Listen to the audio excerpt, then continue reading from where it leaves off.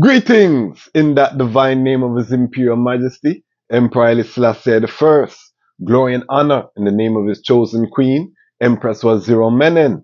My name is Kwasi Bansu, aka the Dejazmatch Kwasi, aka Ras Kwasi, aka the Reading Ras, aka the Pan-African Happy Man. I'm a creative industry attorney, I'm an author, I'm an artist, I'm an actionist, and right now I am the host of the Lion's Voice.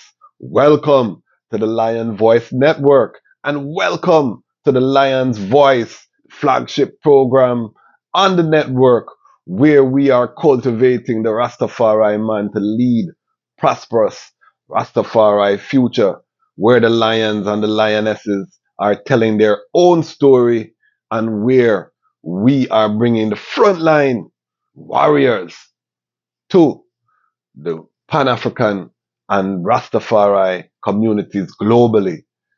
This has been such a fantastic year. We give thanks as we come to the seal of the Roman calendar year 2024. Of course, we're in Ethiopia year 2016, continuing on. Last year we did a video of reflection, which we'll post tomorrow as our flash forward video so we can see and you can see the tremendous progress that we've made, but at the same time we've also experienced great failure, and we're going to talk about that as well. We set some goals that we did not meet this year, so we have to reflect on these things as well. But this is such a great year, so this episode is a special episode, first episode since we returned from epic journey to Jamaica. And trust I, it was a great journey. We're gonna have much more in the new year. Partnership with I Never Knew TV, revolutionary. They're gonna start airing those interviews. So I know we're gonna have a lot more people join us over here on the Lion Pride, on the Lion Pride on Patreon. And speaking of the Lion Pride on Patreon, massive big up to the Lion Pride on Patreon. We have added 2 new patrons. We are up to 10 Fire Angels. You will see if you watch the review from last year, we had 2 people starting off the year that were in the Patreon. This year we ended with 10. So we set the goal of 100 people by the end of the Roman calendar year 10. So we only hit a tenth of our goal. Again, this is part of failure. A lot of I and I are afraid to start to pursue our passion because we're afraid to fail. We're afraid how people are going to look upon we. We're afraid of the people watching and seeing us fail, and we want to be embarrassed. Well, here is the Dejazmatch Kwasi sharing openly failure with the family to show that we have nothing to fear from failure. Our Father is the conquering lion of the tribe of Judah, and failure is part of any process. We look at the failure and see how we can strive. Big up to our newest patron members. You know, words can't express gratitude that we have for the item joining Sister Marie, Shaid. Give thanks. You know, you don't have to spend your dollars with this network. You don't have to see the vision. You have joined. Big up Empress Genie. Big up Fight Babylon. Big up Lalibela Institute. Big up all our patrons, and we have more to join because I know I've been reasoning with ones, and ones are saying they're coming in. So we'll hit that goal. We're gonna set a goal of 1,000. You know, we already had set that goal by the Ethiopian New Year in the Patreon, and we're gonna move toward it. The other goal that we set for ourselves were 10,000 subscribers by the end of the Roman calendar year. 10,000 people in the Lion Pride. We hit 2,000. When you watch our review from last year, we were at 449 subscribers, and you can still hear the gratitude. And as I sit here, 2,000 plus in the Lion Pride, the same gratitude is being expressed. Even though, again, another failure, we didn't hit the 10,000 subscriber mark. So we're going to set a goal for next year of 20,000. We're going to set double because we must hit the 10,000 and go double. So for next year, we set the goal of 20,000. Again, sharing the failure with the family, because it's not just success we can just always come and go on. Like when you're building something that you won't experience failures, you won't set goals that won't be met. This is why you set your goals high. So, you know, any progress along the path brings you closer to your destination. But it's not about the destination. We know that it's about the journey. Rastafari is a livity.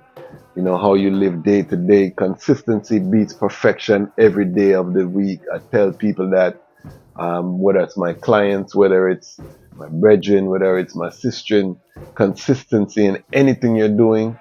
We've been consistent on the platform despite technology challenges, despite, you know, all of the problems that we've had behind the scenes, full schedule of activities. We have kept consistent, and we've been blessed. We took 2 trips as a result of the Lion Voice Network this year. Big up St. Croix, Naya Bingels. Big up Tafari, Zadi, who stand for I&I, at the request of Raseku. Big up Raseku, Tafari, our elder, our guy that don't forget the Raseku. Call is coming so that we can seal up the partnership with Frontline Books. That's another partnership that came out of this year. So consistency has allowed us to create partnerships, and big up St. Croix family. We're going to start dropping that St. Croix content at the top of the new year. Jabreads, we're going to lead out, and Natural Vibes store. Just editing that episode now. Yeah, man, give thanks and praise. You know, the mystical for me to be here today is that I bring the book in my bag, right? And I bring the book so I could show people that you need to get this book. I didn't know the author, I didn't know the name. When I come up to this, and the brother pull out his book, I said, wow! Every day I read this book, I can't put it down. My brother. So how I get a book? A man fly me out and a gathering they had for Aki Becca in Cleveland, Ohio. And when I was leaving as a gift, he said, Ras, I want to give this to the eye to read. And for the time I start reading the book, I can't put it down. Brother, to meet the eye is an honor and pleasure for these words to be put down so simple for us to understand the history of Ethiopia, not just the history and the wars and things that took place. Thank you so much. May the ancestors be with the eye and surround the right and continue to keep the writing for us in this form and this fashion. Give thanks. And just introduce the eye self and the eye business. My name is Rastafari. I'm the founder of House of Rastafari. We were based in Brockton for so many years. We worked on a school out in Senegal, Gambia area. We have a store called Natural Vibes, where we deal with all natural product and bring forward our culture, our roots by the ways of books. We sell many books. We sell womb blend, blood colon cleanse, blood cleanse, and all kind of cleanse for the human body to realign ourselves to our true culture. As you say, raw, but they turn it wrong and say war, but we don't want no war. We want raw. So we teach the people how to eat the raw food and drink the proper juices to realign our body. So we continue on the works, my brother. Yes, sir. On the works. Give thanks. Give thanks. You know, we give thanks for the many years of the liberation, going into the motherland, Africa, Ethiopia.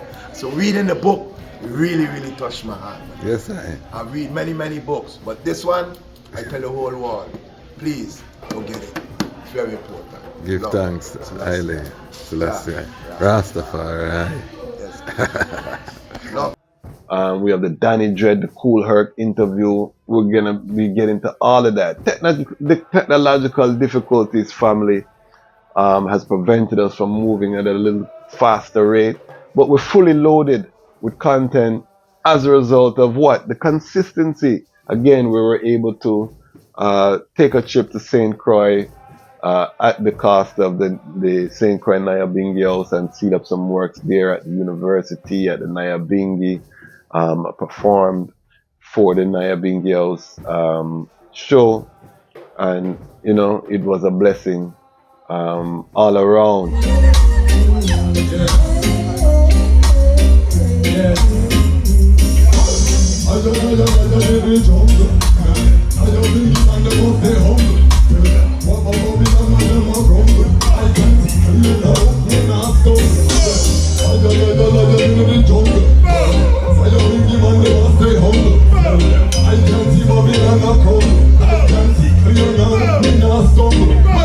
More discipline, more training, best look within Nation building for the children, for all the little ones worldwide. For you living in the city slums with no income, and I know them feel the pressure come when the end of the month comes. Poverty is just not fun. Don't turn down, I'll be the tell that life and they gonna fly your face in the sun. Higher than the cold Ethiopia for the old and young. Secondly, we took a trip to Jamaica, again, just coming forward. Also, our partnership through I Never Knew TV, who has been watching the content. We interviewed the owner, Junior. You can watch that interview, one of my favorites on the platform. He interviewed I. Keep in touch. He's doing YouTube and content creation at a high level. So, like to surround myself with people who are where I would like to go within a area. So that partnership now has blossomed. We are talking. We have big plans for next year. The trip to Jamaica went amazing. You're gonna see that content rolling out on that channel, and then we're gonna have accompanying content on this channel. We're also gonna have some exclusive interviews in the Patreon, Lion Pride on Patreon. We went to elder care facility for the Corrigan Benevolent Society. A lot of great content is coming. So family, stay tuned. If you're not subscribed, if you're one of the majority who watches the channel and not subscribed and part of the Lion Pride, put your trust that we are going to continue to bring you content when we do this end of the year next year. We will have great accomplishments to talk about. Again, we went from 449 subscribers in a year to over 2,000, still over 100% increase. We launched a new show, Lion Love. Episode 2 with Sister Selah just dropped yesterday. I guess over the years, I evolved and kind of realized that it's not about what you wear. Because I used to see these women wearing all of these nice things, and yet still their lifestyle was not very consistent. Whereas, it wasn't. And then I realized that, okay, Selah, it's not about what I choose to wear. It's not about how I choose to dress every day. Mm-hmm. It's about something that's deeper than what's really in my heart and what I really truly believe, And nobody can tell me I don't have a relationship with the creator. Nobody can tell me that. Doing well on the channel, bringing the algorithm forward, because since we went to St. Croix and we stopped posts for the strong, the algorithm dropped on ground. And because of the technology difficulties, we haven't been able to rev it up. You need for your post 2-3 times a day for the algorithm even give you any love and really start spread out your content so people can see it. This part of the YouTube game, you know what I mean? The arena that we're in. So big up, Lion Love, all the people. We are diving into the Rastafari family, the Pan-African family relationships between man and woman. We talked about that from the beginning of the channel, and now we're making good by launching this program. We're going to start with the sister in them, then we're going to hear from the brethren. We're going to talk to couples who have been married for some time as well. So we get all the sides because we want to really look at Lion Love and how we can repair the image of the Rastafari family and have it so that the youth them are aspiring to family life. Because right now the youth them, a lot of them are aspiring to be gallus, whole heap of woman, whole heap of children unprotected. We can't continue in this manner, family. So we have Sister Selah. Give thanks for her transparency. We're just hearing from the daughters where their mind is, so that we can bring the family into oneness. You know what I mean? So 2024 come and gone. We are in the midst of a global Armageddon event, global war. We have serious war on the continent. Ethiopia on the brink of civil war. We have Congo genocide going on. We have massive war in Sudan. We have instability in Libya, Chad. We had Mali, Burkina Faso, Guinea breaking free from French colonial rule. Whole heap of upheaval. We have war in the Middle East. The ethnic cleansing of the Gaza Strip currently underway as we speak. Forced relocation, apartheid government regime. South Africa now suing the Israeli government for war crimes. Whole heap of global upheaval is happening right now. Within Rastafari, we've had Rastafari unification in Jamaica, 13 houses and mansion coming together, sign a constitution. The Rastafari Mansion and organization has been established. Historic, taking place as the world goes topsy-turvy. For I and I, we've had several achievements this year organizationally. As an actionist, we can go through big up IDOR family, Universal Development of Rastafari. Very proud to be a founding member of IDOR. We're getting ready to celebrate our 20th anniversary 2024, so stay tuned for some announcements.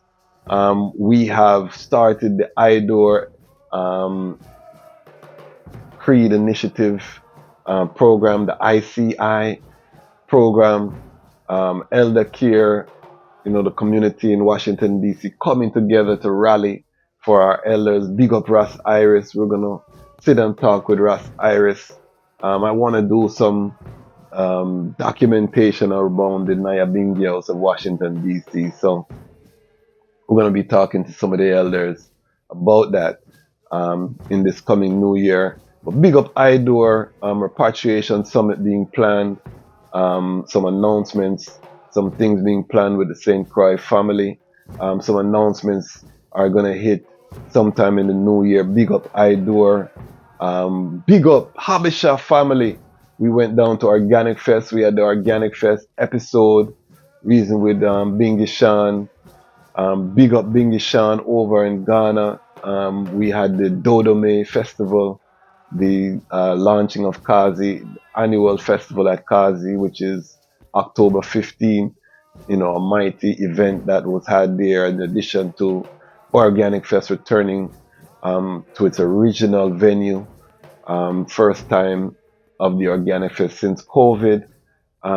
We also are looking at Kazi being up and running, a biology lab being established at Kazi for scientific research, in addition to the other buildings, addition to the kitchen. We haven't shown you the upgrades on Kazi. That's coming in the new year as well. Definitely will be touching down in Ghana in the new year. Can't leave out the Ghana content. So stay tuned for some announcements on that front. Big up the Habasha family. On the JMC, Jamaica Music Conference side, we had Forward. Never happened again. We had a failure in terms of the event was delayed, but that's still going to come forward. Still reason with Cool Herc how we can celebrate the sound system connection and King Addies. That's family. So we will have some content around that. Again, we have the Danny Dread interview from King Addies. We have Cool Herc interview. We were going to launch it in conjunction with the rollout for Forward. Didn't happen. So we're just going to have that. I'll probably put it up for the patrons Lion Pride on Patreon first, but we'll have a rollout for that so the family can see that. These were big things that happened 2024. As an artist, I had 5 bookings that we performed at for 2023. So even though the artist, vexed with it because we haven't given the attention, even though we give him the end of every program, beginning of the program, the artist music side gets to shine in the ecosystem. The artist want to run up on a stage. So him get to run up on a stage 5 times for the year, booked. So give thanks. All of those performances will be available on the Patreon, Lion Pride on Patreon. So our Lion Pride on Patreon, be patient with I will be uploading all of those performances. So the item, if you love the artist, the music, all of that, join the Patreon. That's where we're going to, allow the artists to shine until we're ready to really craft the public persona, the public rollout for the artists, whether it be a tour or spot dates. We're going to build a demand within the Patreon. So support the artists in the Patreon, so that when we do launch or partner with a production company or producer, and we have a big tune coming out, big up TPI.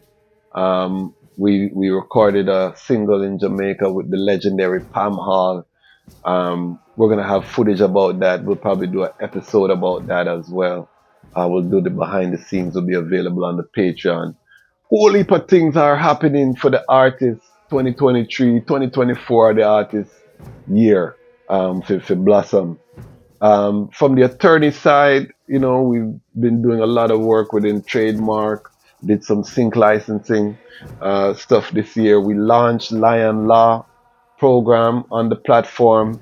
So check out the Lion Law. We're going to be doing a lot more of the Lion Law content in the new year. We're going to start interviewing some entertainment attorneys that I really had a sad, occurrence, or we lost one of my jegnas, attorney Kendall Minter, and I had intended to interview him on Lion Law, and this is why we have to just move on how we feel. Never in 1,000 years thought that we would lose the elder. He was a legend within the entertainment industry. Didn't even know he had any health issue. Knew that he was up in age. We lost a Jegna in this year. So we're definitely going to move forward with interviewing other entertainment attorneys on Lion Law and just providing that resource for creatives. Remember, you can always book your consultation with I. And we'd love to be a part of your team, your creative team. So that's the attorney side. From the author side, we had great success selling the book in person. We went to the Ethiopian Badla Adwa event, had a box of books, sell it out. So we definitely know that there is a demand within the Ethiopian community. We're going to be targeting more the book. If you haven't had your copy, Haile Selassie's Ethiopia, please, you can get your autograph copy via the website, or you can order via Amazon, Bookman Express, .pub.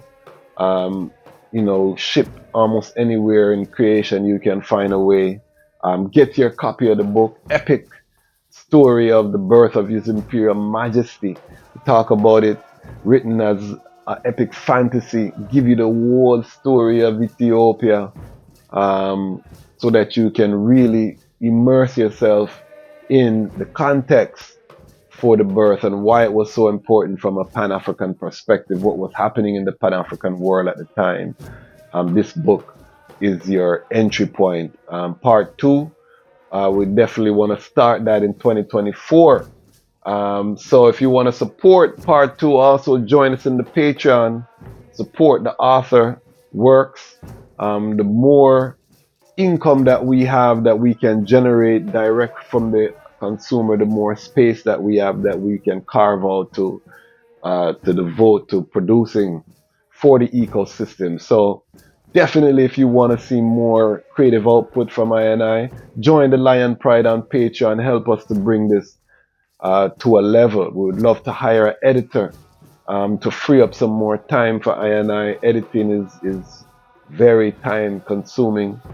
And right now I'm the chief editor, in addition to the talent, in addition to legal, in addition to sales. And if you get a call from the Lion Pride Network sales team and it's someone like it's because it is I am the sales team. So me call me brethren and say, would I love you join the Patreon and support, because you can't have pride in this thing in terms of ego. No, because a lot of time your brethren them want to support, but there's so much things bombarding them, things just get away. You just have to call, remind, and let them know that there is a need, because don't assume everybody is on your mission or on your schedule. They will help and they will easily and gladly support, but sometimes they need a nudge, and that's where the sales team come in. You gentle reminder, call, and allow them to support the works, and also calling people on the email list, establishing that link, you know what I mean? So very crucial, and we're setting up the whole operation here within the creative ecosystem. We're going to be launching the creative ecosystem toolkit in the new year to help creatives to replicate what we're doing here, not just for I. Anyhow, this is just the year in review. What a year it has been. Again, big up Lion Pride for coming on this journey with I. Big up Lion Pride on Patreon. We're gonna jump into the Lion Voice Network time machine. We're gonna review some of the top viewed episodes for the year, the top 7 most viewed episodes for the year, in addition to some clips from some of the interviews that we've had from the frontline workers in the movement. So get a popcorn, just seat up, and full joy this journey into memory lane. In 2023, we've had so many people who have blessed the Lion Voice Network platform. So we're going to start out this episode with a tribute of some of those drops from around the Rastafari family. So stay tuned. If you don't want to see all of the drops, you can fast forward to get to the rest of the episode. But for those of us in the Lion Pride on Patreon family, let us just take time to appreciate love the year that we have had, and some of the faces that have come and blessed the Lion Voice Network. So take it in. Yo, this is Zeladina representing for Dejkwasi and the whole Lion Voice family. Now listen, this is the realest thing. Him closer to me than a brother. Him a me G, me a tell him I'm a lion. Me a go tell you how me feel, me a go keep it real. Me nah go wait till him lay down on the mark. Lion Voice never talk bad about me yet. Him realness me can't forget. Cause when a game time him never bench me, him never rise up against me yet. No, the friendship connect. It's funny how we can talk in front of a million people and never yet drop no catch. So a loyalty till death. Lion Voice, as Zeladina representing. Up, up, up. Yeah, this is Plug Events and time have come. The Lion tell them one story. This is the Lion's Voice. Stay tuned. Yes, this is Tippy I. The time has come for the Lions to tell our own story. You're listening to the Lion's Voice vlog. Respect and love from St. Croix VI to the world. Rastafari. The time has come for Lions to tell our own story. Yes, you're listening to Lion's Voice. I is Dejazmatch hailing from the island of St. Croix. Yeah, I'm bringing to you Rastafari vibes. Can you feel it? Rastafari. Babylon born when Rasta come together. Can you feel it? Rastafari.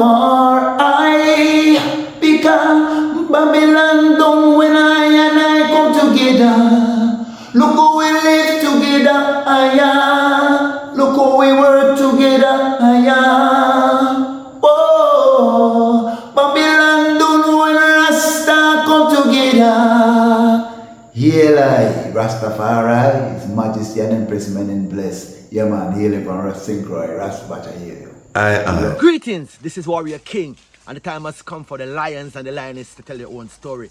This is the lion's voice. Give thanks and praise for the wonderful blessing that's been poured on me. Give thanks and praise. Jah use I as an instrument to set the people free. Jah give her the powers to chant. Jah give her the powers to chant. Rastafari, the lion's voice. It's AWTITUDE representing for Lion's Voice. Yes, massive. This is the time for I and I, the lion them to tell I and I story, our story. Yes, and we reign and rule like this. Reign and rule, yeah. Selassie, I reign and rule. You can't take the lion vibes, people. If you no fool, cause we know Selassie reign and rule. Reign and rule. Selassie, I reign and rule. Queen Omega drop them in the fire, pull from them, no Queen Omega, she reign and rule. Royal Kushite, ancient essence, Emperor Selassie in a majestical presence, flash of all sevens, projecting through I and I events. We sing a song for the king, we bring joy and blessing and overstanding, yeah. We enter every day, reign and rule, yeah. Selassie, I reign and rule. Yes, I lion vibes, Selassie, I reign and rule. Boom! You know, bro, God vibrant, bad like way power and roary. But here what? At the time for the lion, them tell them story. Lion voice. A bro, God vibrant, I said, don't listen to it once, don't listen to it twice. Subscribe, like, and share. You hear? Boom! Cause just because I hear them. Cause them a fast and pray just to see we fail. Lion voice. Boom, God vibrant, rep. Boom, this is a boy Raslick. Make sure you tune in to the Lion Voice blog and the YouTube. Make sure you click that bell right there and subscribe on the thing, alright? I give a lot, but I ain't giving up, cause I know my time must come. This is Mama Thea of Asli Pure, and when I want to hear the story from the lion and the lioness, I listen to Lion Voice with Dejkwasi Bonsu. The time has come for the lioness to tell her own story. The time has come for the lionesses to tell our own stories, and this is the Lion's Voice. I would say greetings, this is Kabanka Pyramid representing the Lion Voice blog. Make sure that them check it out and stay tuned. See? Rastafari blessings every time. I'm Nana Farika. The time has come for the lioness to tell her story from her viewpoint and tell the world who Queen Omega is. This is the Lion's Voice. Yeah, David Dread of Steel Pulse, and I'm saying hail to the Lion Voice because it's time that the lion have its voice, have its own story. Says I'm stepping out here. Hear me now. Yeah, the lion's voice. Raw. My name is Ras Oduno Tariq, aka Baba Tariq Oduno, aka Baba Oduno. I want to thank Ras Gracie, the family, the Lion's Voice, and it is time appropriately for the Lions to tell our story, where our noble ancestors will be honored, and we know that we have not been a negligible factor in the history of our story in the world. Thank you very much. There is no culture without agriculture. And without agriculture, I don't even want to think about it.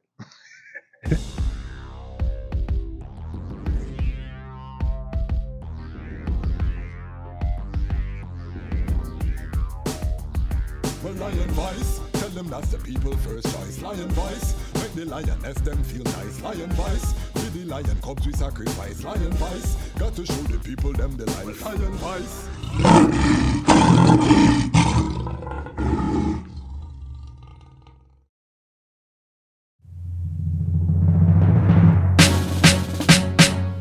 The second beast was given the power to give breath unto the image of the first beast so that the image could speak and cause all who refused to worship the image to be killed.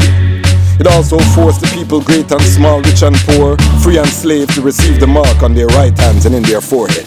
Gone down in the new world order, new world order. Happy work harder, happy pray harder. Babylon them coming with them microchip and them prison cell, that's the new slave ship.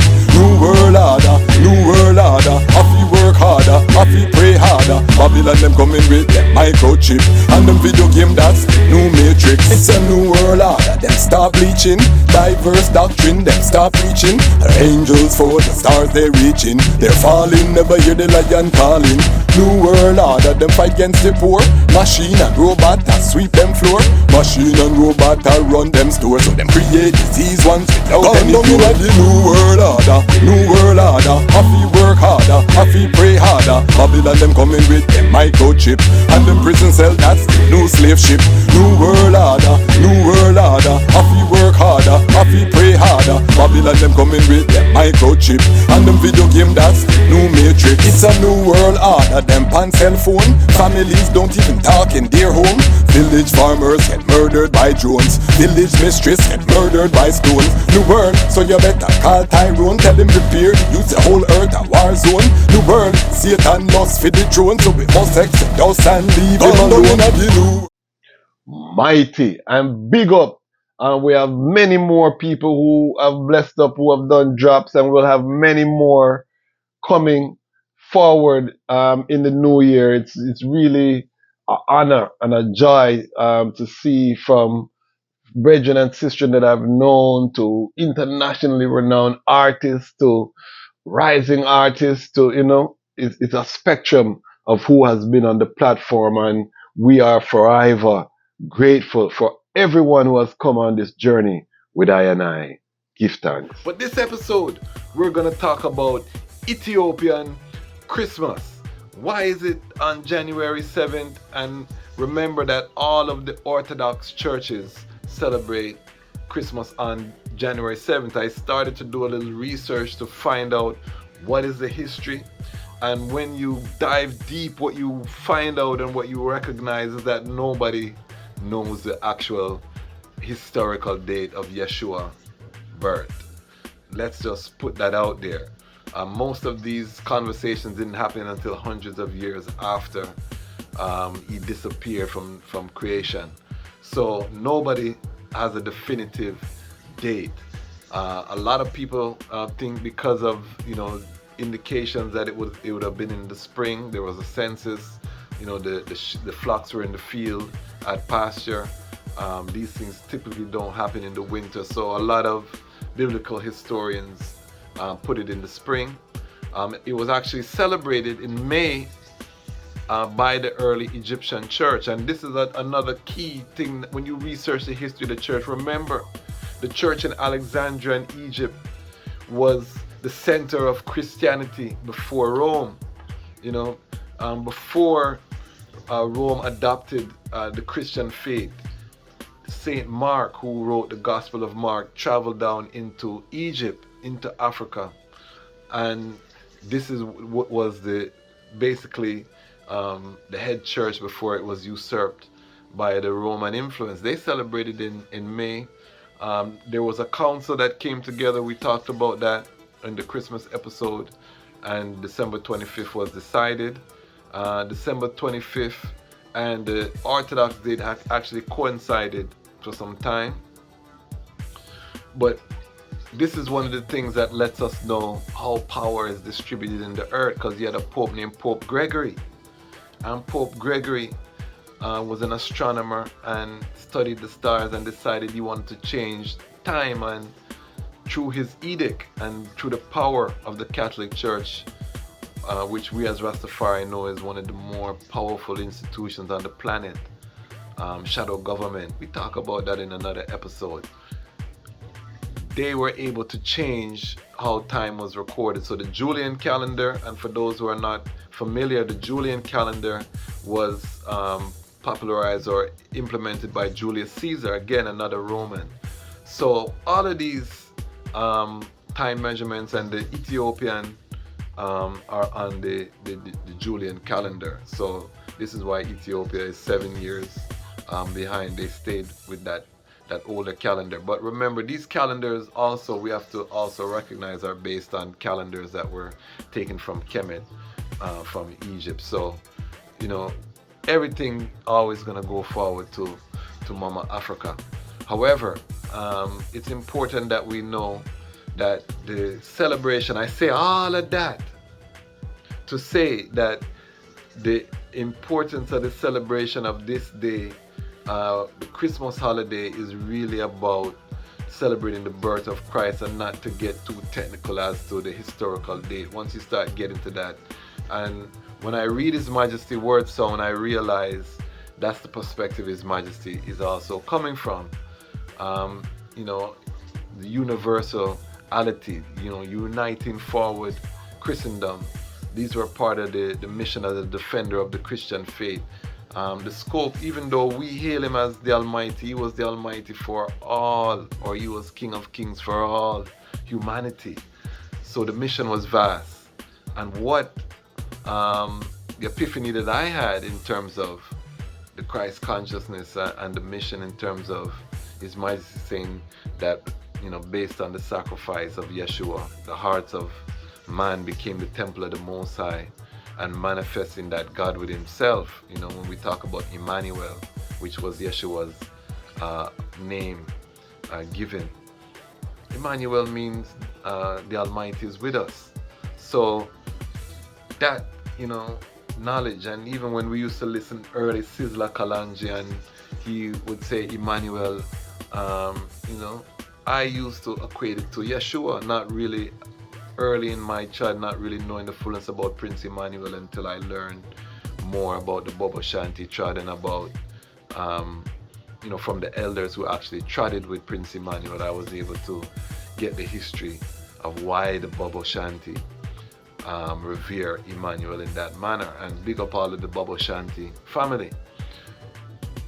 But this Emmanuel concept, this Christ concept, and Prince Emmanuel speaks about it, he says, man of right is God in flesh. This is a central concept that we have to reinstitute into Rastafari. Again, because to inhabit this Zion on earth, this heaven on earth that we talk about so much on this channel, you have to have that divine people who are going to inhabit it, or else they're going to carry the same trauma, the same dysfunction into a new space. Boom, this is a boy Wrestling. Make sure you tune in to the Lion Voice blog and the YouTube. Make sure you click that bell right there and subscribe on the thing, alright? I give a lot, but I ain't giving up, cause I know my time must come. Swah! but really, you know, when I see it, you know, I kind of disagree upon that part. Because come like I say, people them gravitate to more than negative side of things more than even the positive side. No, that is a fact in terms of... Right now, artists will come out and start singing some skin out things and some bag of everybody start to there. You see it in a dance, a play, you see people that do some crazy thing and jump off of some fence and a dump all a zinc, and you go there with a conscious thing and I tell them, say, Lord, give me strength to... You know, I hear that. Yes. But I tell you, people gravitate to negative things right now. So if you, as a positive soldier, and push through positive, that's what I say, I still a push through positive, you know. Even though negativity gravitate more to certain people than positiveness. So this episode is dedicated to Empress Menen. But before I get into the episode, I have to big up the Lion Pride. We just passed 700 subscribers. Big up the Lion Pride. Big up the Lion Pride on Patreon. You see, I'm talking with my nice microphone that was purchased through the contributions of the Lion Pride on Patreon, because the Lion Pride on Patreon, let me just give them a shout out. They could be just investing in Netflix platform. They could just be investing in Amazon. But you know what? They say they love this type of content. So they invested. They see the vision of where we're going. So if you want to join the Lion Pride on Patreon, you want to become part of the tip of the spear of the movement that we are pushing forward, join the Patreon, give your support to the platform. The Lion Pride in general is growing every day. That means if you subscribe, you're part of the Lion Pride. So I have to big up all of the people who again love the content, drop in the comments, and so forth. This channel is 95% male participation. This was Women's History Month. We're closing out Women's History Month. So I wanted to give some content. So Lion Talk for the month, we've been interviewing some dynamic Rastafari sistren. So I want to just take some time. We're going to seal up with Empress Menin to encourage. If you're a sistren, drop a comment and let me know that you are watching the platform. We're having a conversation with the family right now in celebration of Empress Menin, Earth Strong. I don't know if you're going to get this conversation anywhere else on the internet. That means we're going to look at the life of Empress Menin, however, from a brethren perspective in terms of your mate selection. So who was Empress Menin? Dejazmatch TAFARI wrote this about his wife in his autobiography. Her character is such that, apart from goodness, there is no evil or malice in her heart. Ever since we were married, we lived together, by virtue of her being fertile, in one family sharing joy as well as sadness. After the skirmish of Segele, some nobles, believing it would be impossible to live with Princess Menin after the war with her grandfather, King Mikhail, suggest that she and Rastafari divorce. When Teferi declined the opposition and their marriage was saved, this was surely seen as a test of Menin's strength and honesty. Her resolve to stay with her husband, coupled with her fervent Christianity, were to prove instrumental to Menin's later receiving the highest rank of empress. It is emphasized in many holy books that marriage is a key to good fortune. It is believed that when a wedding takes place in harmony with God's will, it is blessed with material and spiritual wealth and many children. As their union was not merely an arrangement, but also the will of God, Teferi and Menin had a marriage full of love, peace, and happiness that lasted over 50 years. When life's challenges intruded their marriage, Wazira Menin Asfwa turned to God for guidance. Empress Menin, let's not get it twisted. She was a royal princess, born on the 3rd of April, 1891. In the province of Wollo, to noble family.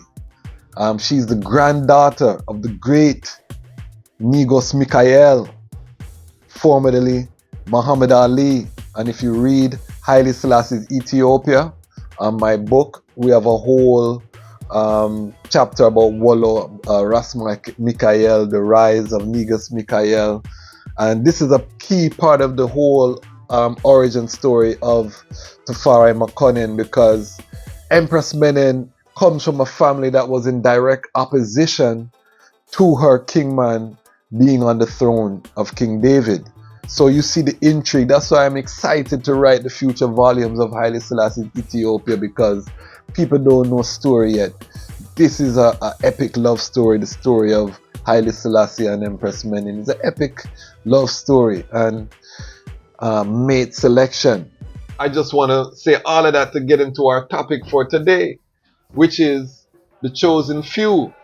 I and I are the chosen few. So going to the Nyabingis, looking at who was there, and I just want to say massive respect to the Washington DC, Maryland, Virginia Rastafari community. The Nyabingi was mighty. The presentation was highlighted. Everything was just, beautiful, and the Isis Road sweet. Respect every Ayabingi Imple road till daylight, bringing in the Isis. I didn't make it to the daylight Iowa because of the goodie had to rest.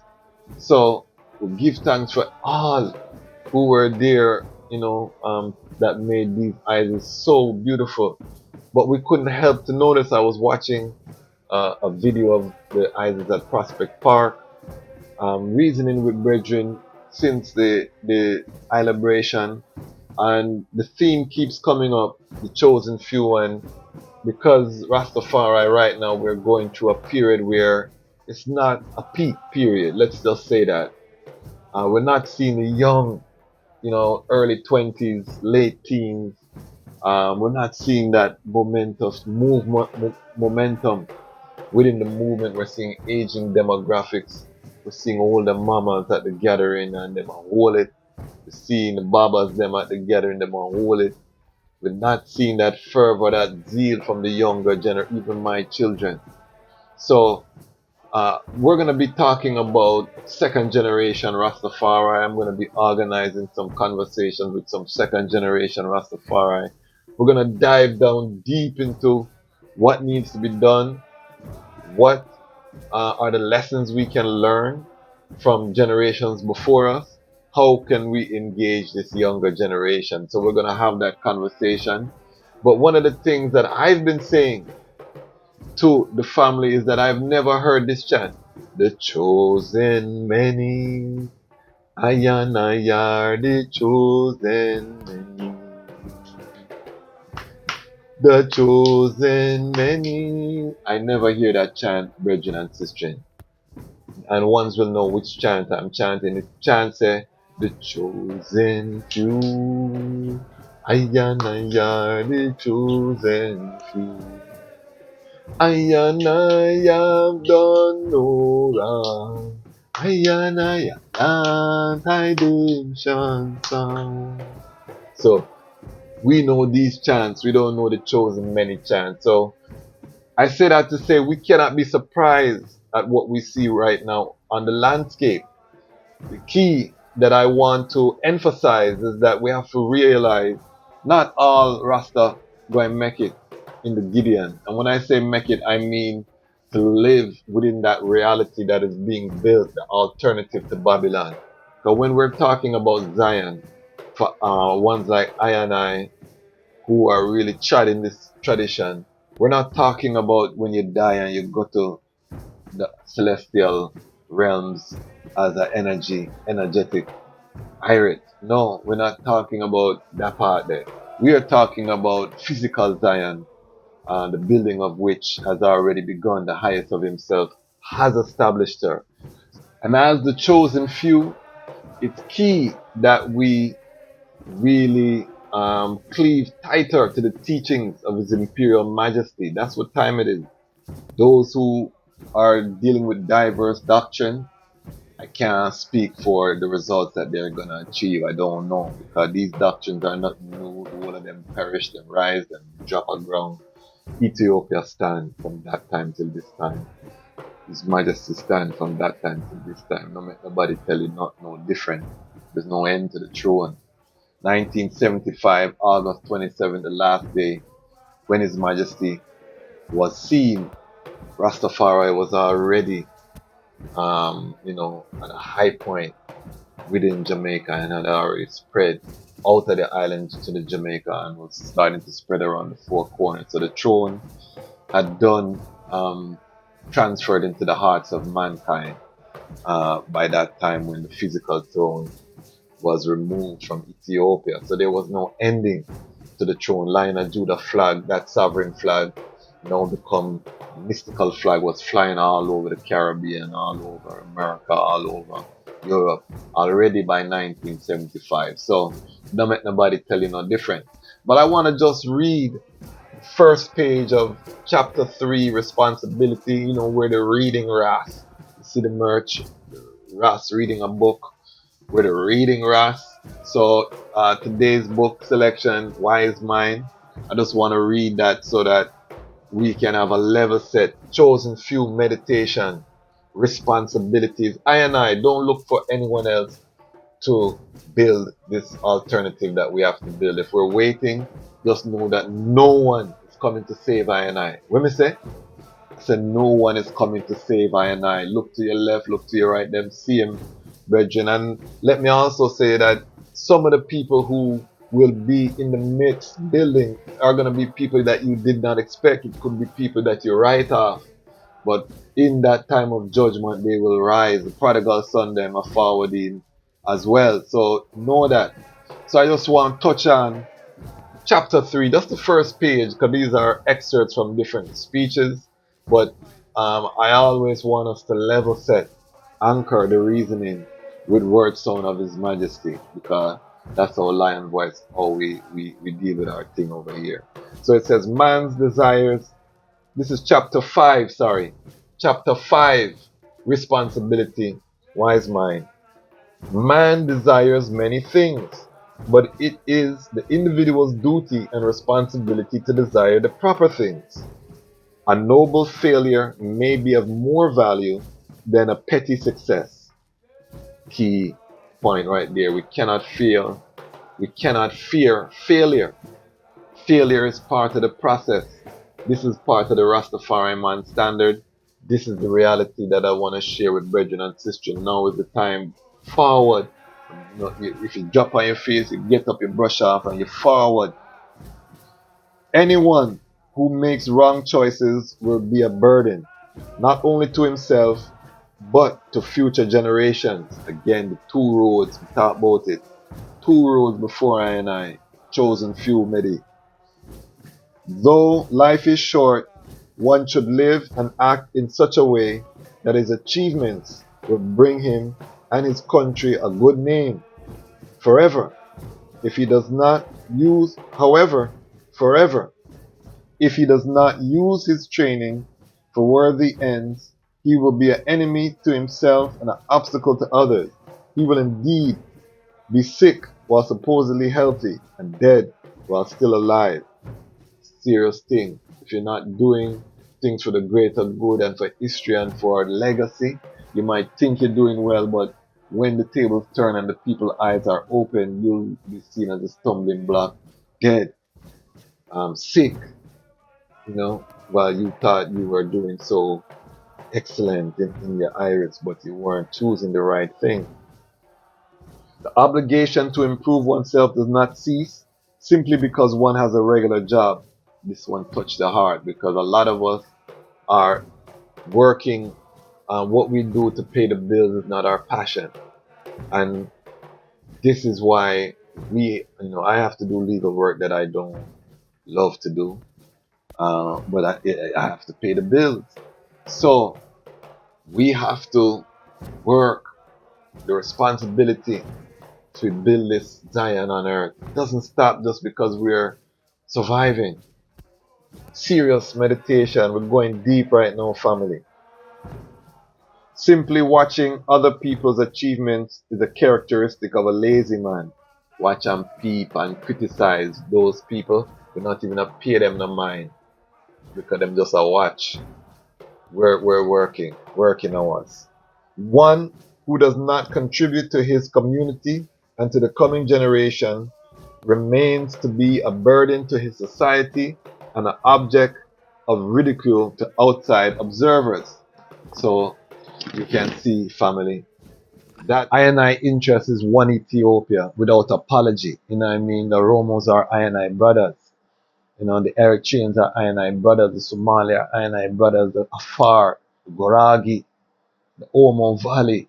I cite them as one. Ethiopia is a microcosm for the entire continent. The Hausa, the Igbo, the Ashanti, the Ga, the Zulu, the Xhosa. All of them is I. So we want to make that clear. Right now, we're supposed to be focusing on one Africa, African unity, because then these things will not matter. But some of us are still clinging. And this is what His Majesty was bringing us slowly out of this mind state. Is Ethiopia on the brink of civil war? These are the questions that we are asking and we are looking. I want to just note that Ethiopia was just admitted into the BRICS conglomeration of countries. For those who are not aware, I'll play a little clip that gives some background on Ethiopia's admission to BRICS. And one of those 6 new countries that's set to join BRICS is Ethiopia. And let's get reaction now from Addis Ababa. That's with Clotilde Azar. Clotilde, what more can you tell us?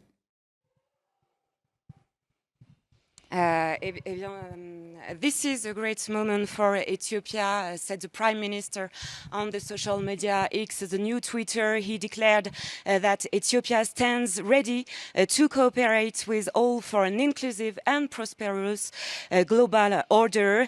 2 months ago, Ethiopia applied to join the BRICS to strengthen its economic position through an international institution that can defend its interests. It's now a done deal. The country was favored by China, major investor in Ethiopia. Yesterday, the Prime Minister Abiy Ahmed and the President of China met and they expressed their willing to strengthen their partnership on multilateral platforms. China has also announced the suspension of Ethiopia debt repayments for 2023-2024 period. This is a good news for Ethiopia, which needs to recover from the 2 years war in Tigray, which deepened its debt and slowed exports and the job markets. For the BRICS, the country represents an important potential market in terms of investment and trade, thanks to its rapid growth and very large population. Ethiopia is the second most populous country in Africa.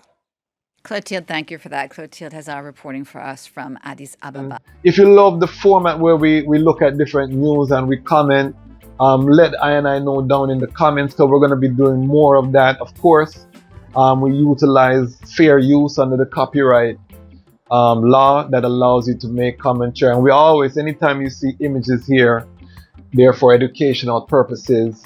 So we try to stay within the fair use. Add some value. We don't just have the image, we're explaining what's in the image or we're talking about something. So we try to stay within the confines of fair use as a creative industry attorney. What we're seeing now, and it became so clear, is a resumption of Ethiopia falling into that era of princes where it was war between the kingdoms. This is not a new occurrence, and if you don't know the history, then you would think this is a new occurrence. This is a return to the status quo, and this, to I, also shows the power of His Majesty, because during his reign there was relative peace. There was rebellion, but His Majesty, within one generation, that he was able to bring Ethiopia to that relative peace and stability, to allow the development to happen, so that even before this, Ethiopia was one of the fastest developing economies, building upon that same infrastructure that was set by His Imperial Majesty. And this is what the detractors, why they have a hard time, the people who call His Majesty dictator and tyrant, this is why they have a hard time, because the works are so tremendous. It's very difficult to argue with work, and as Rastafari brethren and sistren, particularly the Rastafari man, this channel is 97% male. I'm working on it, brethren, and I'm working, sistren, so please subscribe if you're a sister. But this is why, for the Rastafari man, your works are so important, because no matter what the detractors say, work is there, it's documented. The public education system, Ethiopia Airlines, the public waterworks infrastructure, all of these things that we're not thinking about day to day were put in place during the reign of His Imperial Majesty. The highest of himself shall establish I and I. Foundations of the Organization of African Unity. Addis Ababa now is the capital of Africa. All of the African countries have embassies in Addis. So it has that Washington, D.C. vibration that was established by His Imperial Majesty along with the strength of Ketema Yefaru. I'm big up, because I see some Ethiopians commenting, welcome to the Lion Voice. I'm here in the DMV. I have a lot of Ethiopian brethren and sistren, and people I consider family. So we're no stranger to the Ethiopian community being here in the Washington, D.C. area. So welcome here, brethren. I'm giving my opinion. This is not a political channel, so we're not Amhara, we're not Tigray, we're not Oromo. We are the exile who are looking at Mama Africa and looking at the throne room and looking at the highest region in war at the same time as Africa's rising. And we are concerned. And this is why we're going to provide our thoughts on the matter. So for my Rastafari family, I want to just keep them informed on what's happening in Zion. And we call it, the whole of Africa is Zion to Rastafari. Let's just be clear. But the Ethiopia represents that throne, what we would call the throne, the Ark of the Covenant, the throne of David, the biblical prophecy that the David would have a man-child to sit upon the throne as long as the sun and the moon endure. We've seen that only happen in the Ethiopian Solomonic dynasty. The only thing that authenticates the biblical account in terms of prophecy. And again, hard to argue with the legacy the Ethiopians themselves speak. So this is not outside Europeans coming and telling the Ethiopians who they are. This is the Ethiopians never been conquered, declaring who they are. And this was done in the constitution of His Imperial Majesty that referenced the dynasty of Solomon and Queen Makeda of Ethiopia, the unity of that dynasty. This was submitted in the United Nations as part of the charter, one of the foundation countries. This was written. No other country could make that claim. So Ethiopia is what it is in real life. You can disagree, but the reality, observable reality is there. We are those who are very concerned with war. We see what's happening in Haiti. We see what's happening in Ethiopia. We see what's now threatening to happen in Niger. As Africa, this great sleeping giant, 1.3 plus billion people, most under the age of 30, 75%, I believe, under the age of 30. These youths rising right now. There's war being instigated, and we know that for there to be a war, there has to be funding, and we have to look at what the interest. So we are, asking our Ethiopian brethren in the Amhara region, in Tigray, in the government, let us mediate and reason. You see how Tigray and the government have to end up sit down and reason, and it always going to end up with negotiation. So let's start there respectfully. I say peace is the only solution, because Ethiopia is the seat. Ethiopia development is a light to all of Africa. We have the Renaissance Dam getting ready to go on stream that's going to light up all of East Africa. Electricity, cheap power. When you look at the United States and Niagara Falls and the Hoover Dam and all of these things, you have to look at what these things mean in terms of standard of living of the people. And the dam was proposed from His Majesty time. In fact, the work for the dam had begun in 1930 before the Italians invaded. His Majesty actually had to sue on some of those contracts because the companies were paid and never completed work, and enough things happened. You know what I mean? So these are part of the history, but the dam was from His Majesty's vision and time. You know what I mean? Africa rising, Zion on earth, hydroelectricity in terms of power generation, lift the people until alternate forms of power can be developed. So we give thanks, that we are able to reason about these things. So before we go any further, I want to just go into these clips again for my Rastafari family, Pan-African family. I think it's important that we hear the Ethiopian perspectives on these things.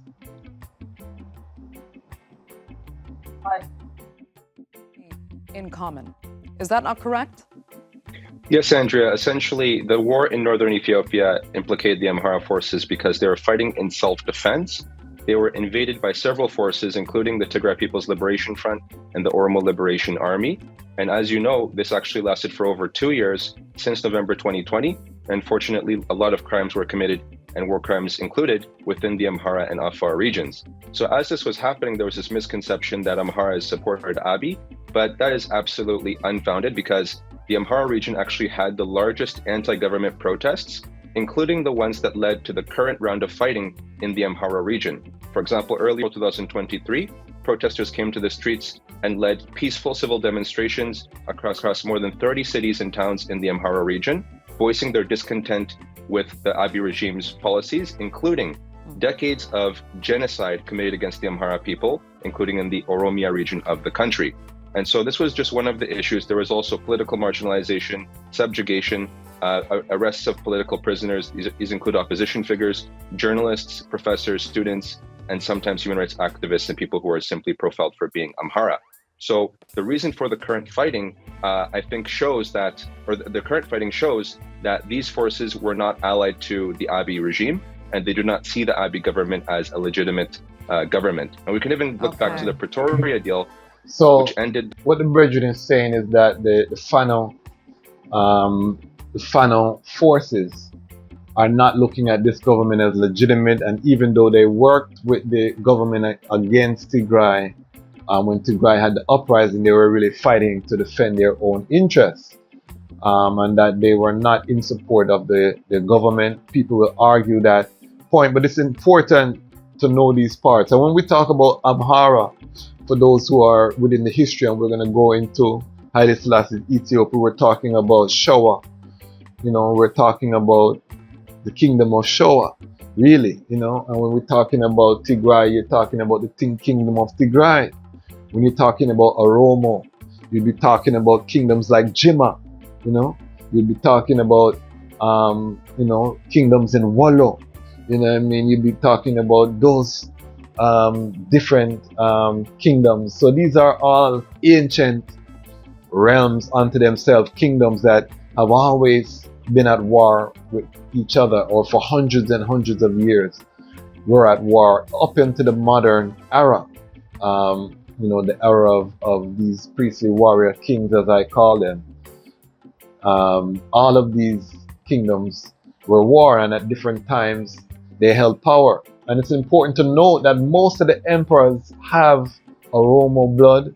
They have different, you know, Tigray blood. So, you know, these kind of differences in and of themselves are really just almost like, you know, alpha versus Q, or, you know what I mean, fraternities fighting them one another. You know what I mean? These are the same bloodline, same people.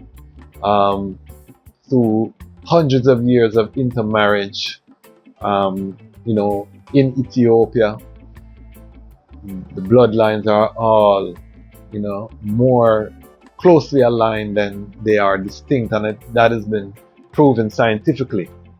But let us continue. Ended the war in northern Ethiopia, in which Amharas called for independent representation to promote justice and accountability, and to look after their interests, because they did not trust the Abiy government to do that for them.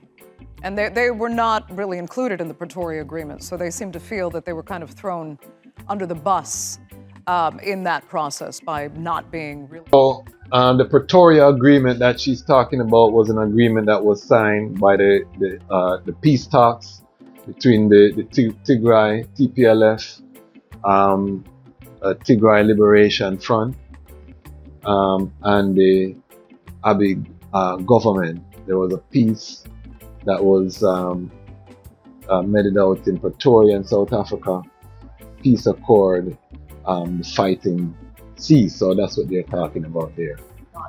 Be able to participate. So help us understand then how much you think the Fano forces now really represent all Amaran people.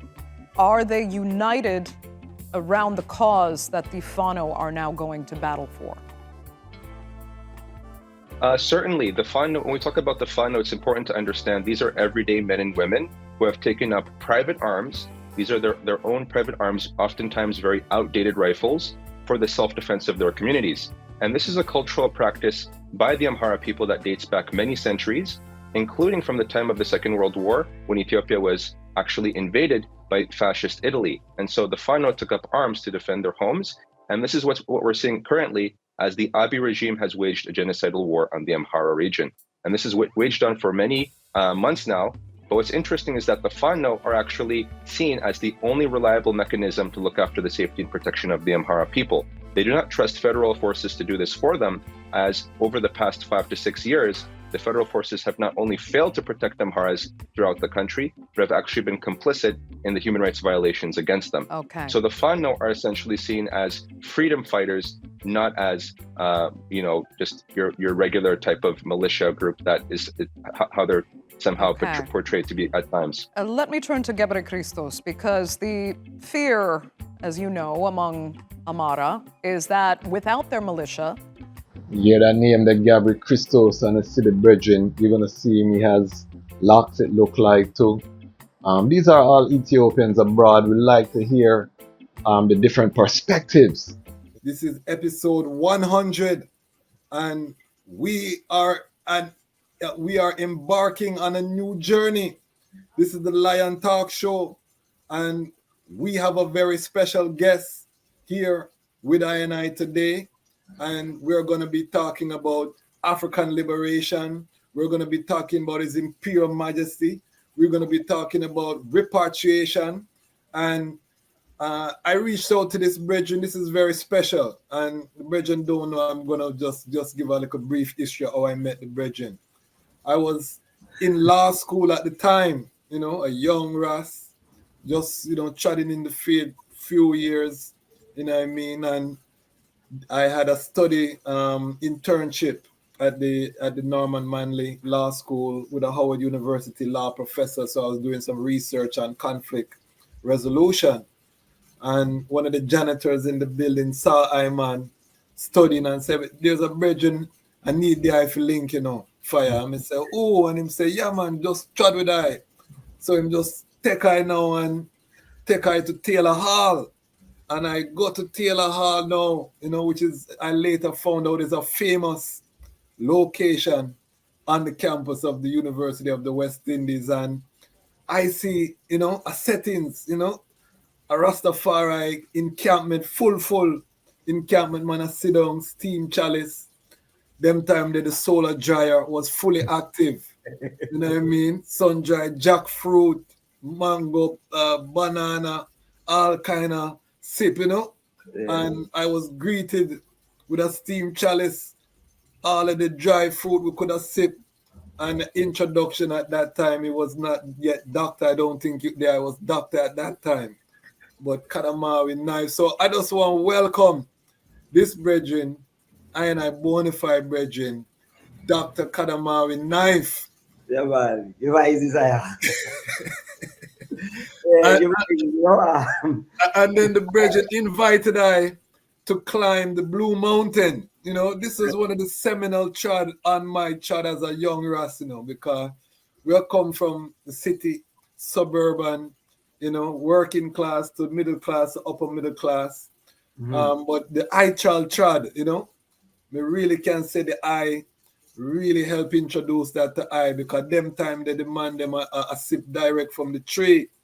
And even when we tried up Blue Mountain, we never take the tourist part. The brethren them take upon some different type of trail where, indigenous trail, and we are sip from the tree and we stop and we sip up the steam chalice, we spend the night, whole heap of thing. But I just have to thank the eye publicly, for what the eye has meant to I man Chad. I have to tell the eye, on the record, say that I really mean a lot to I and I in terms of just the history, the historical, and we know that the I has established the I self whole heap since then. So just introduce the I self to the ones them who don't know the I and kind of the I background. Give thanks, crazy. See, I mean, I smile because you see when one reason of them time, it really give a isle full vibes, Yeah. Yeah, I can do it when the youth are shut up. Well, we see. Yes, and Iron Sham Iron. I remember, the greeting, the greeting and meeting of ones. It opened your mind, it opened your iris. So there was always an exchange of knowledge through one's different forms of experience. So while my things say I contribute significantly to the I own trad, in reality, every being that I meet, is a part of I and I accumulate the experience to make I into who I be today and things still, And from that time till now, the I them and the other two ones them said we who tried the I from that time never come out the Irish. As youth who know say, while we there you a whole barrage there in Washington, what did the work same way. Yeah, so man. it will reinforce and I commitment to I liberty as Rastafari. See it? Yes, at the time when I meet, I do my PhD work. I think I know my PhD work at the time at sustainable development. Okay. And areas of long-term dynamic strategic planning techniques like foresighting and scenario planning. Just like understand how is it that Jamaica limited experience have been affected by its whole governance structure and approach towards strategic planning. So essentially it synchronizes the I liberty as Rastafari in terms of the far long-term view. Rastafari has always said that, Rastafari has always been about sustainability and generations to come. That's the far right concept. And so doing a PhD in sustainable development synchronized well with I own liberty as Rastafari. Because Rastafari, as I made a presentation, Rastafari represents an ethic for, not just an ethic, but the ethic and practice for what we call at the time sustainable development. Okay. Yeah, so the 1990s that has emerged to what we call today the SDGs, the Sustainable Development Goals. And that's the reason we can show you how everything that them guys are talking about today in terms of the SDGs, you can see it manifest in the liberty of Rastafari. When a man talk about zero hunger and zero poverty and access to clean water and air and equality amongst people. See, those are things the Rastafari speak of within the creed. As a matter of fact, Rastafari holds what is called an ecocentric approach towards the environment, where I put the environment at the center. Yes. I know man is an important element, not necessarily the most important, but an important element which is here to serve the entire system as against dominating and ruling the system, Okay. And you find that kind of discourse in deep ecology. Yeah, it's deep ecology ever going on to find that, and then you find other Eastern ancient societies who have the same kind of philosophy and ethic towards the environment. So, for example, if you should read like the 42 Negative Confessions of Ma'at, you'll find them have laws about the environment. Say, I have not injured plowed lands, I have not made foul the water, I have not destroyed the cattle, what them call the gods. So you have environmental ethics and philosophy in those ancient times, which manifest today, the liberty of Rastafari. So I complete a master's in economics. And I question the whole relevance of the neoclassical paradigm, this market-driven economics, in terms of how can it resolve the problems of I people. Whether in Jamaica or across any developing nations. I always have the meditation about South-South trade and South-South development, because the influence of Rastafari, Haile Selassie works, and Marcus Garvey work in terms of helping to shape the lens through which I see a lot of the development trajectory of the people. Now we are saying South-South. So I question whether the neoclassical paradigm could have actually addressed some of the concerns that I people have, and I find that it was wanting. I couldn't wait for an invisible hand with a trickle-down method. Because I know even I know Sky God, I know everyone going to be this invisible and what can make things work. And I know you have to do things to make it happen and things still. And so that trickle-down approach could not have worked. Rastafari is say the thing was touchable, is about the liberty, It's about in the verb in the sentence, that the noun. It's about the doing component, the action component. So we put in place systems, just as how I said, established the OAU. Yes. More about that. We're going to touch upon that. In the 1963, if you have a specific function.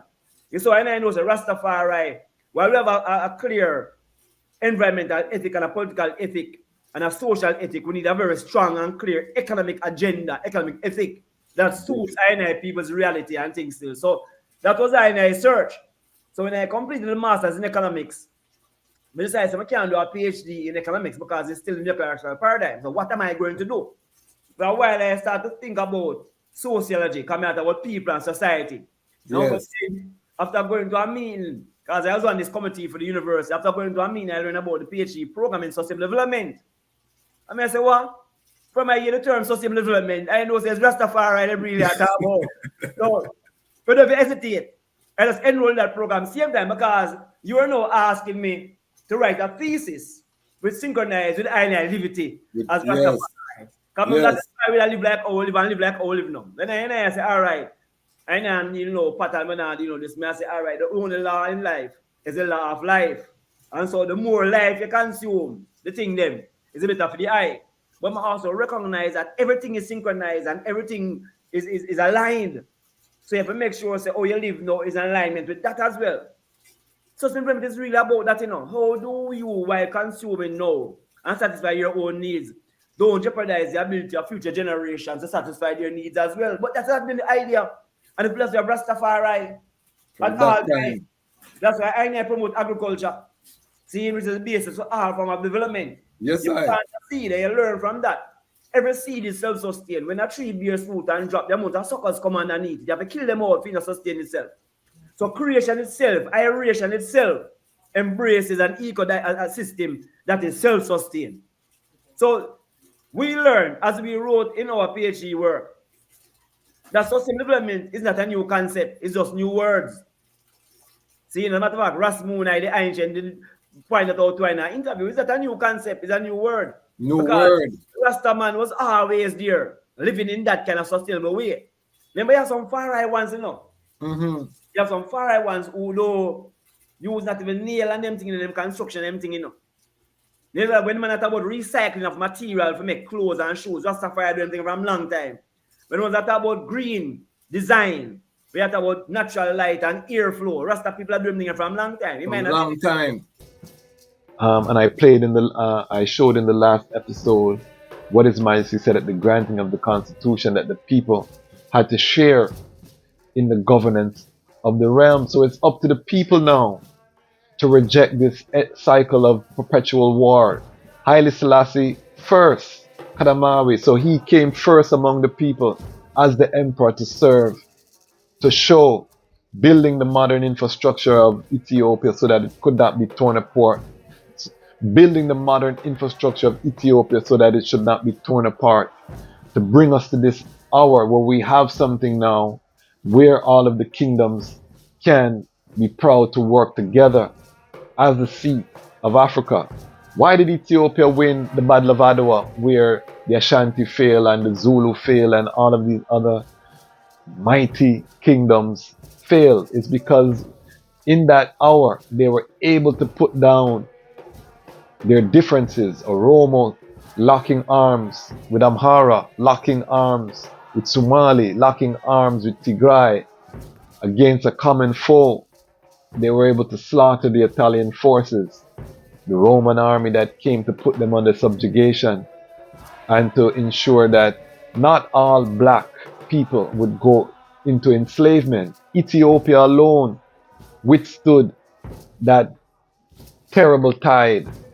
Yes, Haiti was the first slave uprising of enslaved people to become independent, but they were enslaved. Ethiopia, because of Adwa, never had that condition, and it was because these kingdoms came together, and they came together under the crown, under the leadership of the throne. That history cannot be erased, and that history has to be exalted. Most of the Oromo are either Christian or Muslim. Ethiopia and that same throne gave refuge to the children of the Prophet Muhammad. So that is not a throne that a Oromo Muslim should be seeking to war against from a spiritual perspective. Also, that throne united these warring factions in that time.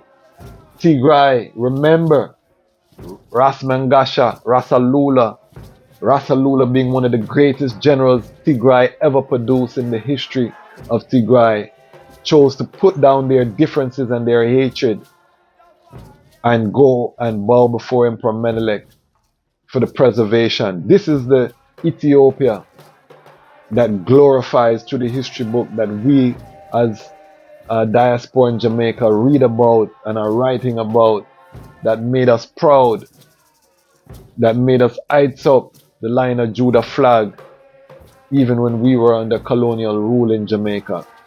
This is the legacy that made a generation, my generation, where I was born 1977 after His Majesty had disappeared, that made I seek the face of His Imperial Majesty. We are the generation that seek His face, and the trail led us to Ethiopia, to that glory.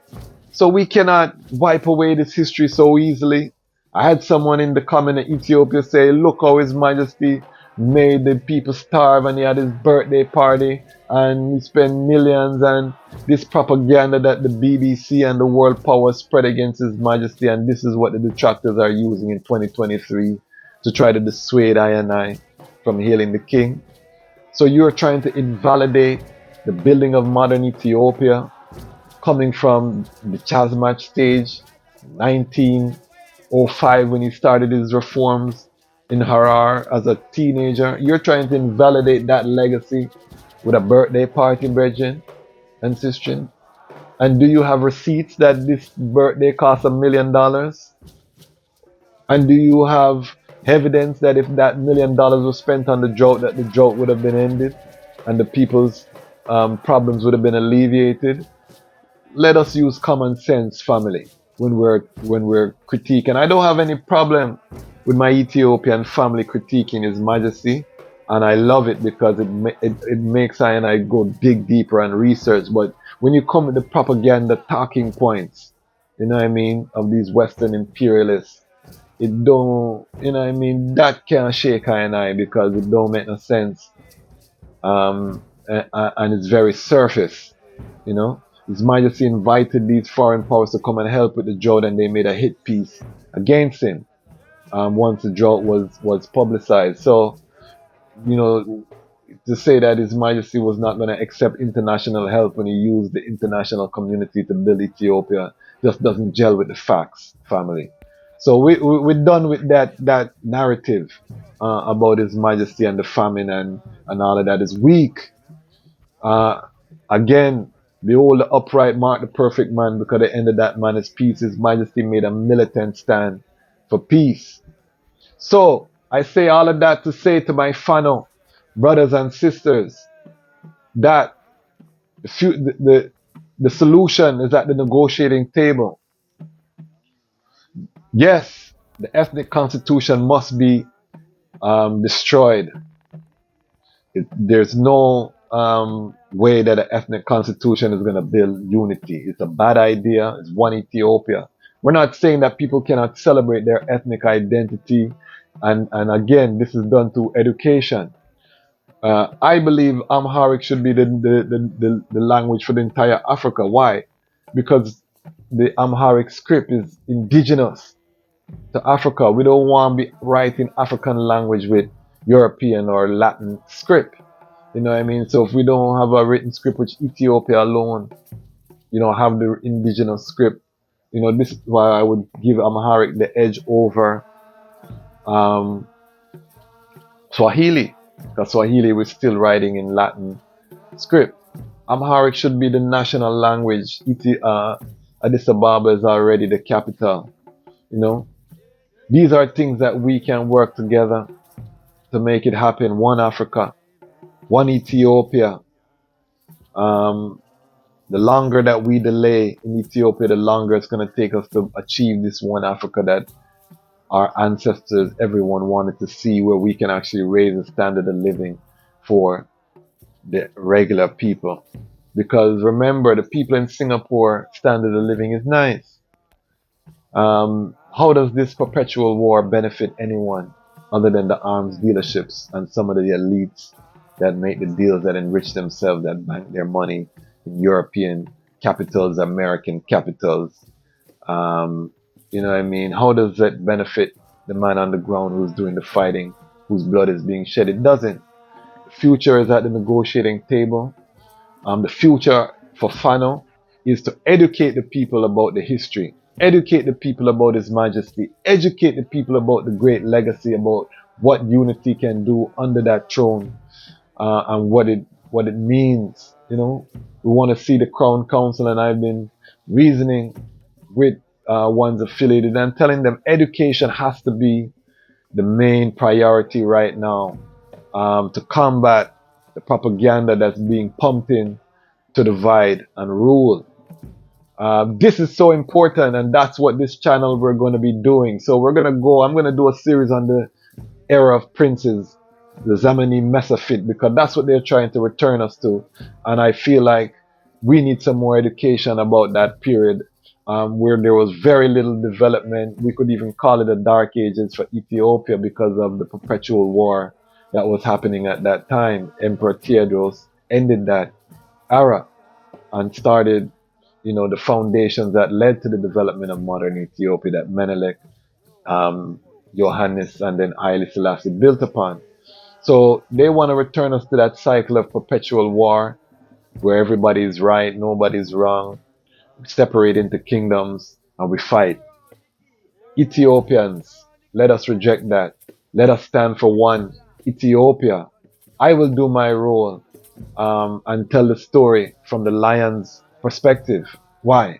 Because the time has come for the lions to tell our own story. Today is the earth strong of I, Divine Majesty Emperor Haile Selassie I the First, and in celebration or in celebration, I reached out to some of I brethren and sistren to have a reasoning that we always have on the Nyabingi campsite. But since this is a digital age, I said, let us carry this into the digital sphere, because many ones will not be able to reach Nyabingi campsite. Many ones love Rastafari, but may not sight up, and some ones just may want the information. So I wanted to bring two of the most knowledgeable Rastafari I know on this topic.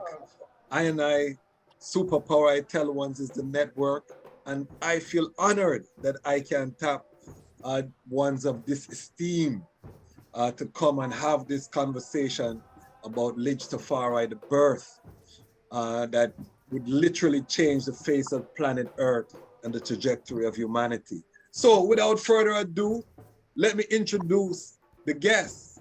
I have first our royal matriarch.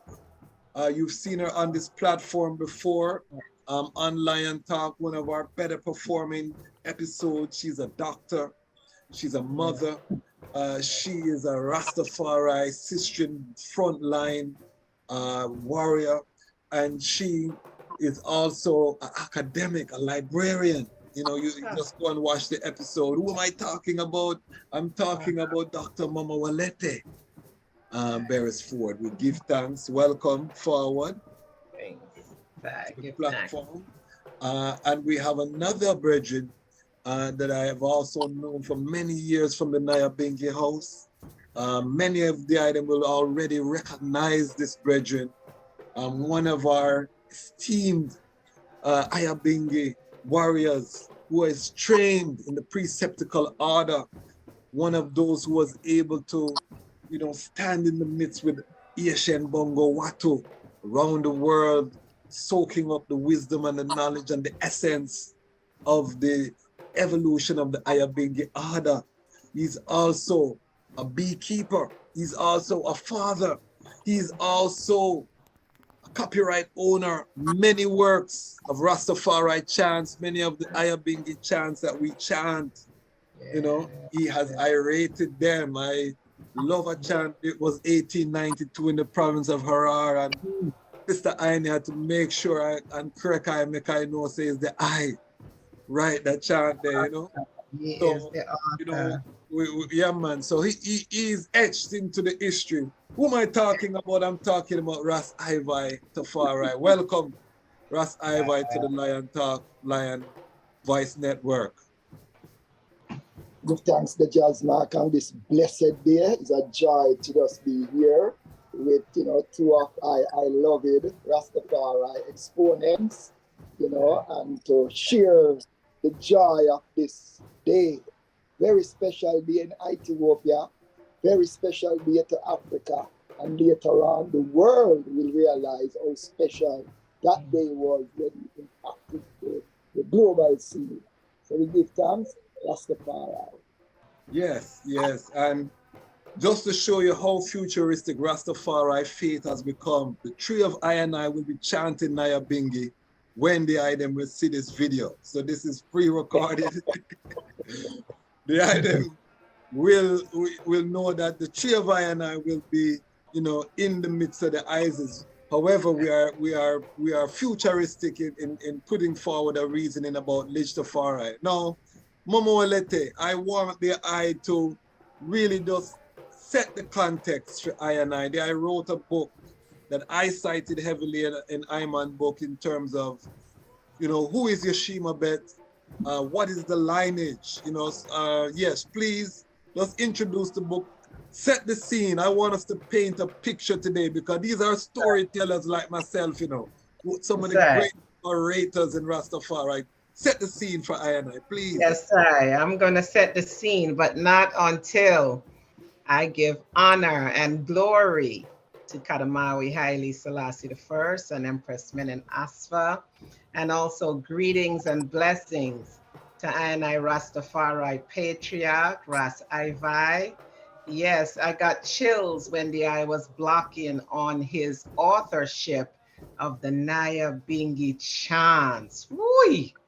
Yeah, man. Bingi writes, sweet Ras Ivai, we give so much thanks for the eye's wise mind and for the eye's forward-thinking irit as it relates to being able to document and write the chants. So much hymn book and I read as Pickney. I know we are right hymn book, we are right chants. So give thanks for that mighty work, Ras Ivai. Yeah, man, Bingy don't write sweet unless the eye chants. So give thanks. Give thanks. Honor. Yes, I. So as I and I celebrate the 131st Earth Light, physical in the flesh, the coming forward of I and I Irata, I and I King, I and I Jah, the universal paymaster, Kadamawi Haile Selassie. Yes, it's a mighty time. It's for Rastafari people. And I love coronation, and I love July 23rd, same way. And as I meditate on the birth of His Majesty, the birth of LIDJ TAFARI, the coming forward, it puts I in the space that I call his birth mother, his mother, Yeshimabet Ali Abba Jifar. The book that I wrote some time ago, a few years ago, is a book that gives a little history on His Majesty's mother. As ones know, I've blocked many times on many different platforms that it was an assignment that was given to I by Kadamawi Haile Selassie. I was asked to write this book and to do this work, and I went forward and gave it an earnest effort. I hope in times to come, I will touch down in Ethiopia, in Hara, maybe within the next year or so is my intention, and possibly do further research on Yeshimabet. Go to her place of resting in Hara, in the walled city, and do an addendum to the book. But in the interim, a little background on His Majesty's mother. Not much is known about her. There's a dearth in the research on her. Not much is found at all. I've looked at the Historical Society of Wollo, which is based in Maryland here. I've gone through Smithsonian Institute and worked with the librarian for African Affairs, East African Affairs, specifically for Ethiopia. I've visited the region of Wollo, going through Kombolcha Airport, touching down in Desi, and then almost 4 hours to the Wollo region, which is the region of Yeshimabet. And what I've learned about His Majesty's mother is that she grew in the household of royalty. Her father was a Wollo chieftain, and her mother was the wife of His Majesty's, I would say His Majesty's, it was Ras Darge, And Ras Dargay is the son of Ras Haile Selassie. And Haile Selassie is the father of Tananawar Haile Selassie, and she is the mother of Ras Makonnen. And Ras Makonnen, we know, is the father of Kadamawi. So Ras Dargay is the brother of Tananawar Haile Selassie, who is His Majesty's grandmother. So she would then be the uncle of Ras Makonnen, so His Majesty's great uncle. Yeshimabet's mother was married to Ras Dargay. So Yeshimabet grew in the household of the ruling family of the time. So Haile Selassie was the king of Shoa. This is Ras Makonnen's grandfather. And she grew in this household, and her uncle, or his Ras Makonnen's uncle, when Yeshimabet became the age of 12, around 12, Ras Makonnen gave her in marriage to his nephew, not Ras Makonnen, I pray thee, Ras Dargay gave her to his nephew, Ras Makonnen, to be his wife. She was a child bride, as was the traditions in Ethiopia, customs and traditions at that time. She was about 12 years old when she wed to Ras Makonnen. Yeshimabet would have been the mother of 10 children, His Majesty LIDJ TAFARI being the 9th. She lost 8 pregnancies prior to his birth, and she transitioned with the 10th pregnancy 2 years post His Majesty's birth. In March of 1894 was the time of her transition. Contrary to much of the word sound that I got in the early Iowa, it was not at the birth of His Majesty, but at the youth that came 2 years after His Majesty. And I also heard that, there was no family and no one remained, and, it's sealed with her. But His Majesty, for some time, grew in the household of Yeshimabet's mother, and also an aunt, the mother's sister. In his book, in His Majesty's autobiography, My Life and Ethiopia's Progress, His Majesty speaks about, as he travels for his affairs, his responsibilities, various roles of leadership, and I know His Majesty holds many, many titles. As he traveled away from Hara, he was never concerned about the affairs of Hara, because they were being taken care of by his very capable grandmother. This is the mother of Yeshimabet Ali Abba Jifar. And the history for that side of the family, the maternal side of His Majesty's family, I learned is Guragi. The grandmother comes from Guragi roots, hence the title of the book, Guragi, Guragi, Guragi, the story of a Willow princess, Wazero Yeshimabet Ali Abba Jifar. Guragi was also a term in Ethiopian culture or Ethiopian history that would be equivalent to a porter at a hotel. So when guests would arrive, and various ones would arrive at the hotels, they would just come out and say, Guragi, Guragi, because this was the work of the Guragi. His Majesty, during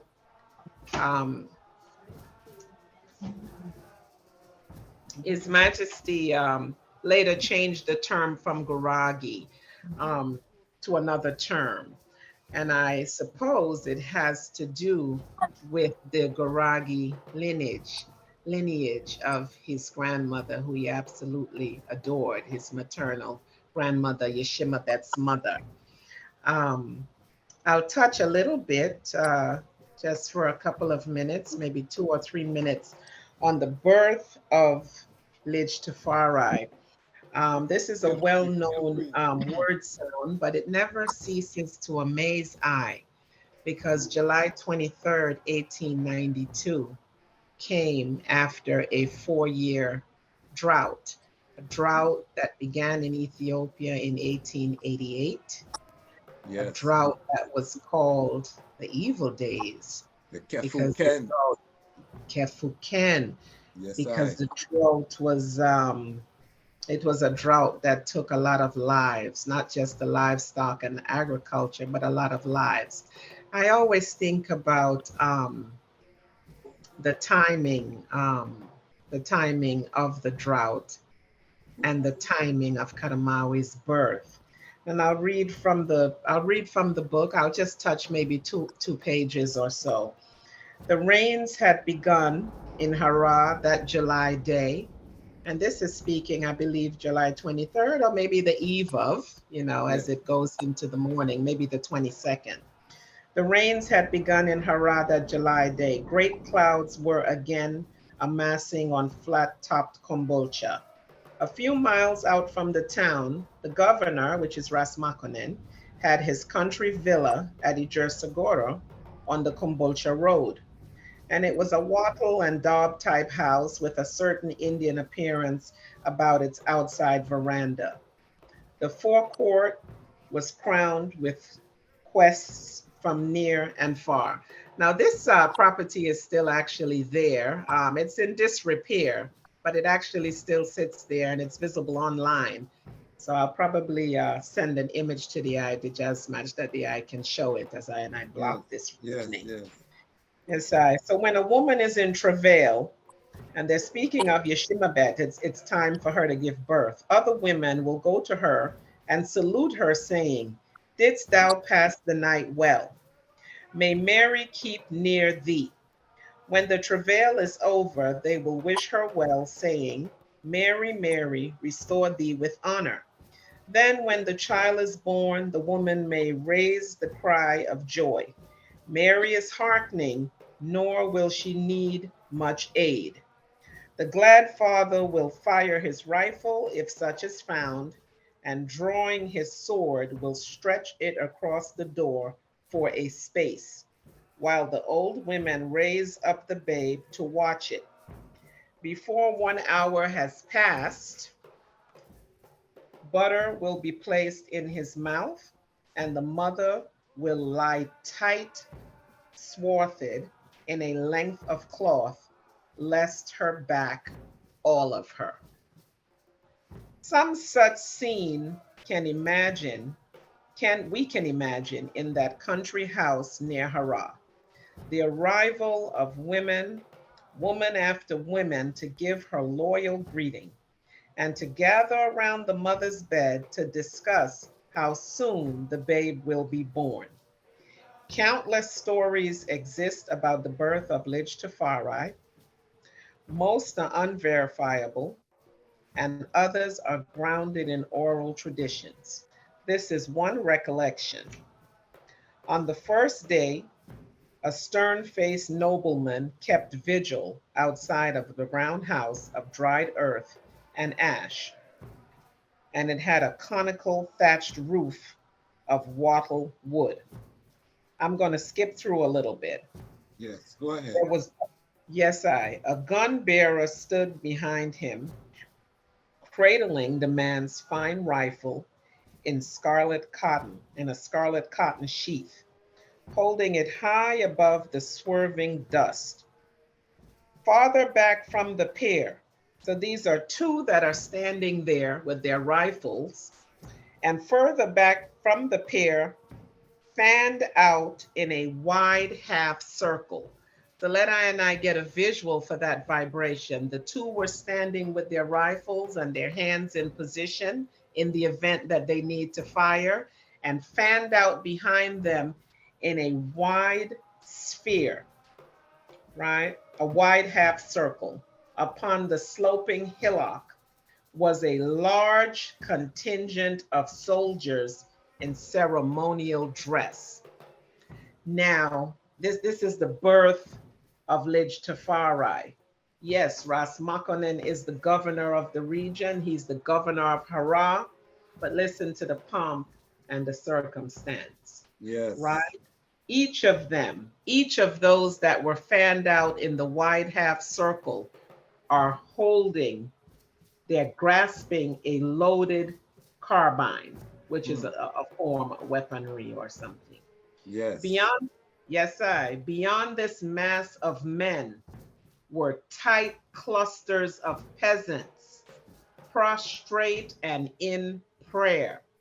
So we have the two that are in front. Behind that pair, we have the wide fan of ones and ones, all holding the loaded carbine. And behind them are the peasants, all prostrate and in prayer. The torrid breezes from the desert carrying them fervently as they chanted Nemas, which are Zimas, I pray thee, which are Ises, and in the cool recesses of the house.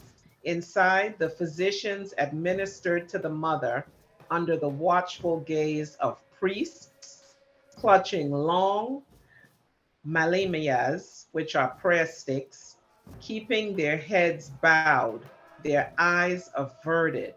The servants fulfilled all requests quickly and quietly, but with extravagant care, knowing their very lives depended on it. Now, when I irate on this word sound, Yeshimabet had lost 8 children already. So I Yes. definitely know this ninth, this birth of LIDJ TAFARI, this is the prophesied birth that is coming. 8 children had gone before. It could easily have been a ninth one and no one's life would be in danger. But I block it right here now. They took extreme care, knowing that their very lives depended on their serving their mistress well on this momentous occasion. The mother was in the final stages of labor as they forced back impulses to panic. The servants almost failed to hear the sputtering whimpers as the babe emerged from the womb, his tiny body steaming slightly.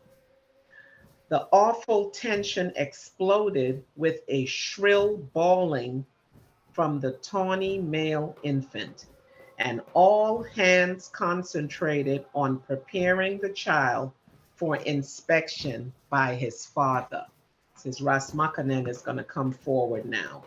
The servant's eyes blurred with tears of relief as they washed him, anointed him with fine oils, and daubed his thin lips with melted blessed butter. And their ears rang with the din of rifle reports as hundreds of guns saluted from every valley the nativity of Tafari Makonnen, the son Yeah. of Rastafari. Rastafari, the son Yeah. of Ras Makonnen of Hara under Menelik II, and Makonen's wife was Zero Yeshimabet. Mighty, mighty, mighty. Right. Because it was a show of military force and wealth, because remember that Harar had only recently been incorporated into the empire by Ras Makonnen and Emperor Menelik, who fought in that battle himself, a famous battle. So he's still relatively new in Harar, a Christian governor in a Muslim stronghold. I want you to stick a pin right there. Yes, sir. Forward, Russ Ivy. You hear all of this beautiful picture being painted. It's as if I am there. I'm in Gasagora. I'm among the priesthood with the prayer sticks and the drums and the chant and all anticipating the arrival of the sun. But I want to go forward to Timothy White's book, Catch a Fire, Thy Kingdom Come. Because there's an article that speaks volumes as to prior to this birth. Because in Timothy White's book, that in that the chapter Thy Kingdom Come, it said the astrologers had seen that Neptune and Pluto were moving towards each other in a heliocentric in 1399, and it would have taken 493 years to bisect each other, and it would have set the constellation of Leo, and a child will be born in Ethiopia, and it shall sit up. The child shall be the reigning monarch of Ethiopia.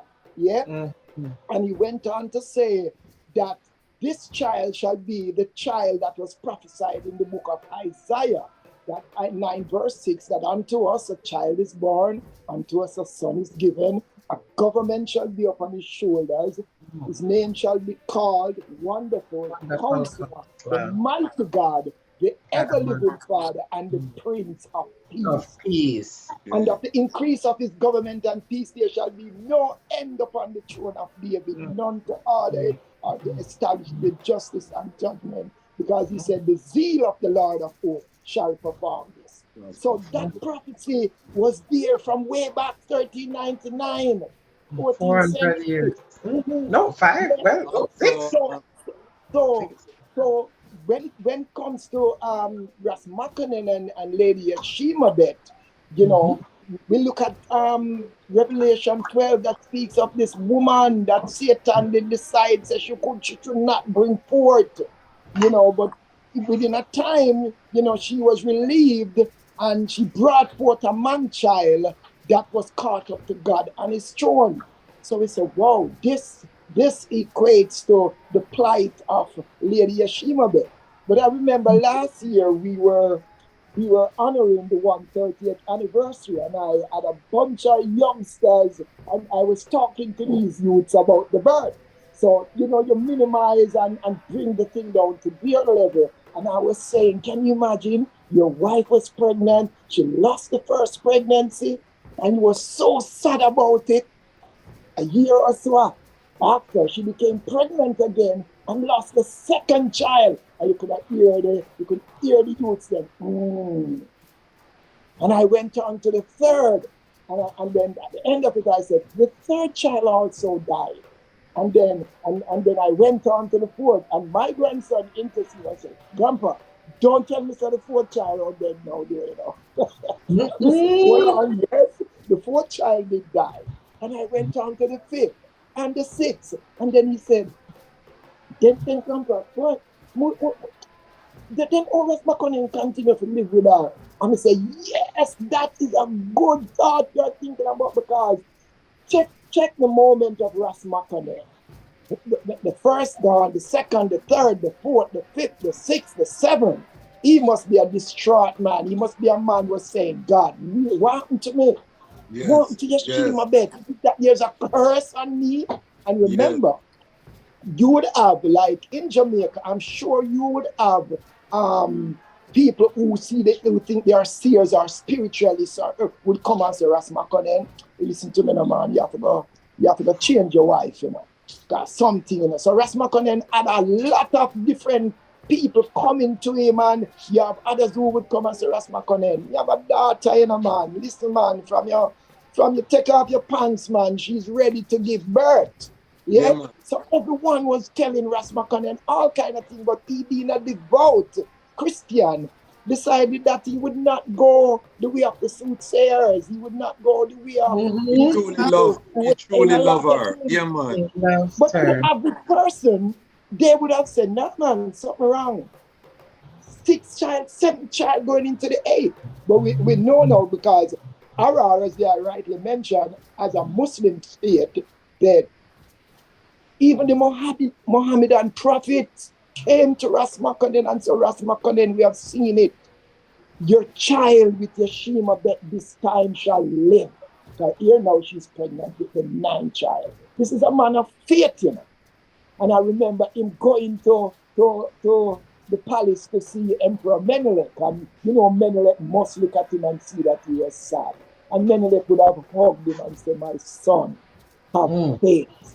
You're a good man. The God of Ethiopia will hear your prayers. Yeah? And you will have a son. So even Menelik, you know, Menelik was looking forward to succession. Yes. And as Makonnen was his trusted ambassador, advisor, he was looking and hoping that Ras Makonnen would have a son who would be eligible to the throne by way of Lady Yeshua there. It was So whispered. Yes, it was whispered that he would be the The heir. benediction, yes. Yes. exactly. So this was a moment for Ras Makonnen. It was also a very tense moment for Lady Yeshimabet because she just check her empress wanting to give the king man a son, wanting to give him a child. This don't get ever business about the sex now, you know. Just give him a child. She was a woman broken in spirit. But I think their Christian faith, their orthodoxy, had them having a faith in the Almighty that yes. So when these years come and say, Rasmakonen, what you have to do to make this child live, take your wife up to the higher mountain in Gora for her to bring forth. And Rasmakonen was contemplating. And he answered back and said, well, if it's the will of God that the child should live, then the child will live if I stay here in Harai. And if it's his will, and if it's not his will, I can go up to Goro and the child still die. So I am having faith in the Almighty that wherever I am, it is God's will that will prevail. But later on, you know, when these prophets come and talk, you know, then just dust the dirt off of them shoes and God left you here. If you contemplate, you deliver this message, it's up to you now to carry on the task. So Ras Makonnen now decided, I said, no, man, I have to do what was advised. So, you know, the journey up to Gora now. And I think Christine Sanford is her book. Yes. The animals was part of that entourage going up to Gora. The animals followed, the birds, everyone, the villagers followed because everyone wanted to ensure that Governor Ras Makonnen's wife, Lady Yeshimabet, had a safe delivery. So as you said in your book, Empress, the priests were there, the armies were there, the armies were there, the priests were there, the villagers were there because this is their governor. Because remember, they loved Governor Ras Makonnen so much. All the prayers were there. So yes. And as this, it was a Saturday. Let's remember it was a Saturday, 23rd of July, 1892. Niceness, mighty. So you can see, family, so much content, and please go forward and watch those episodes. Let's boost up the algorithm. I don't have any videos over 3,000 views yet. We haven't had a viral video yet. All of that is to come. We're still building organically, and that's a good place to be as a creative. Trust me, take it from I. We know the theory. The fact that we have engagement, we're starting to coalesce. There's a family. You can see it on our lives. Starting to see some of the same people returning, the commenters. This is how the ecosystem formed. This is how community is created. Within that consistency allows people to learn us and to grow with us and to feel that they know us. And this is why we're starting to now see people slowly coming into the Patreon. Again, we went year plus with maybe 2 or 3 people, and then in the last few months, we've had 5, 6 people just joining the Patreon, and it's because again the consistency. So for creatives, you cannot give up on your vision. You cannot give up on your dream. You have to keep going. Consistency. If you're consistent, if you're authentic, there will be your tribe will show themselves. The tribe will appear. Work on improving the content. Work on stepping up the standard, and the tribe will appear. I am putting myself out there as a proof of concept for creatives, and it's really helped even in how I advise clients, having some practical experience, having things I can point to and to show So it's not just you're talking, but you're living what you say as an artist, as a creative.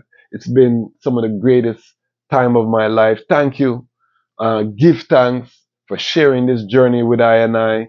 I am committed to keeping this forward movement, and I will not stop. You know why I will not stop? Why? Because the time has come for the lions to tell our own story. And this is the lion's voice. Lion voice.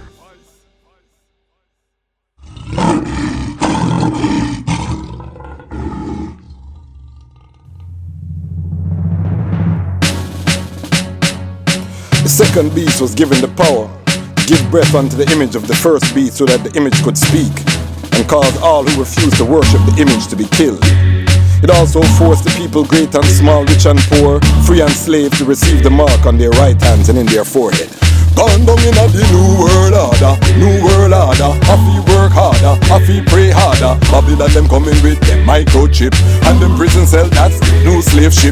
New world order, new world order. Happy work harder, happy pray harder. Babylon them coming with them microchip and them video game, that's new matrix. It's a new world order. Them start bleaching, diverse doctrine. Them start preaching. Angels for the stars they reaching. They're falling, never hear the lion calling. New world order, them fight against the poor. Machine and robot that sweep them floor. Machine and robot that run them stores. So them create disease ones without any fear. The new world order, new world order. Happy work harder, happy pray harder. Babylon them coming with them microchip and them prison cell, that's new slave ship.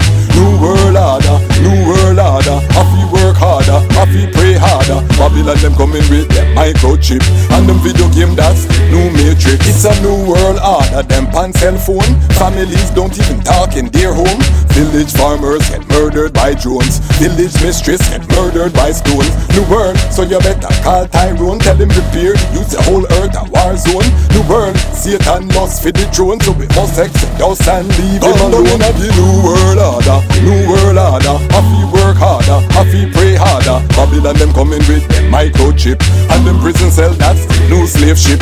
New world order, new world order. Happy work harder, happy pray harder. Babylon them coming with them microchip and them video game, that's new matrix. It's a new world order. Check the energy, make it so hard to go have a family. Man, woman and child, well that are the trinity. Preserve the bloodline, Solomonic dynasty. Vatican them say you beat at them malice and them thief. Harvest and them reap in the global elite. That's when the elder him said, don't you weep. The lion destroyed them by the words that he speak. The new world order, new world order. Happy work harder, happy pray harder. Babylon them coming with them microchip and them prison cell, that's new slave ship. New world order, new world order. Happy work harder, happy pray harder. Babylon them coming with them microchip and them video game, that's new matrix. And it was also forced on the people great and small, rich and poor, free and slave to receive the mark on their right hands and in their foreheads, so that they could not buy or sell unless they had the mark, which is the name of the beast or the number of his name. This calls for wisdom. Let the person who has insight calculate the number of the beast, for it is the number of a man. In that number is 666. Selah.